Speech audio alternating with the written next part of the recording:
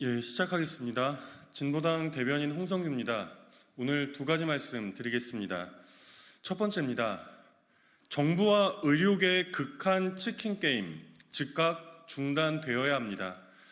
법원에서 의대 정원, 증원 처분, 집행 정지 신청에 대해서 기각 각하 결정을 내렸습니다. 국민의 건강을 볼모로 한 정부와 의료계의 극한 치킨 게임은 이제 즉각 중단되어야 합니다. 최근 여론조사에서 의대 정원의 증원을 지지하면서도 정부가 대응을 잘 못하고 있다는 응답 또한 절대 다수였음을 정부와 의료계 모두 깊이 곱씹어 봐야 합니다.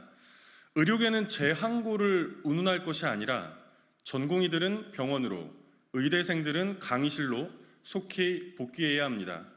정부 또한 강압 일변도가 아니라 의료계가 회장에 참여할 수 있도록 모든 노력을 다해야 할 것입니다. 이번 법원의 판단은 의료개혁을 향한 마침표가 아니라 시작점입니다. 당장 법원은 의대생의 원고 적격을 인정하면서도 의료개혁이라는 공공복리를 더 앞세웠습니다. 여전히 정부의 안에서도 필수 지역의료보건 등 공공의료 시스템에 대한 고민은 태부족입니다. 공공의료를 강화하기 위한 방안에 모두가 머리를 맞대야 할 시점입니다.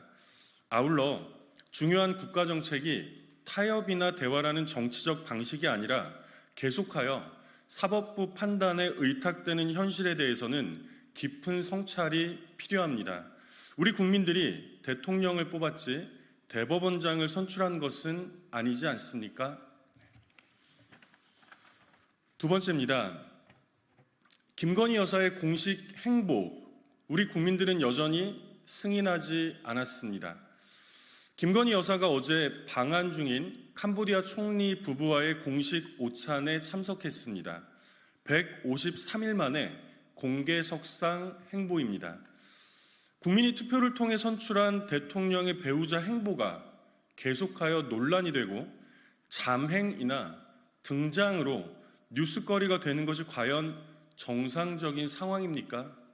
몹시 개탄스럽습니다.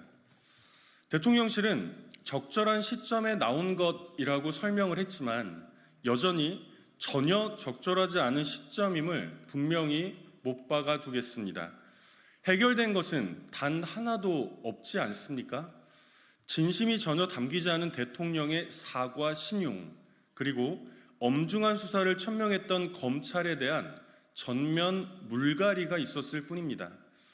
국민 대다수가 엄중히 촉구하고 있는 김건희 특검에 대한 수용, 그 전에라도 특별감찰관 임명과 제2부속실 설치 등 최소한의 공적 관리 체계부터 마련하고 나서야 적절한 시점을 언급할 자격이라도 주어지지 않겠습니까? 분명한 것은 이 비정상적 상황의 모든 책임은 전적으로 윤석열 대통령에게 있다는 점입니다.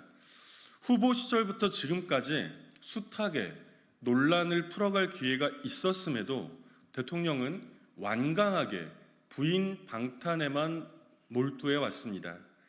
일부 몰지각한 자들의 상남자 칭송에 취할 것이 아니라 대통령으로서의 기본 자격을 묻고 있는 절대 다수 우리 국민들의 목소리에 귀를 기울여야 합니다. 국민이 흔쾌히 받아들이기 어려운 대통령 배우자의 행보, 이 참담한 상황을 과연 언제까지 봐야만 하겠습니까? 이상입니다.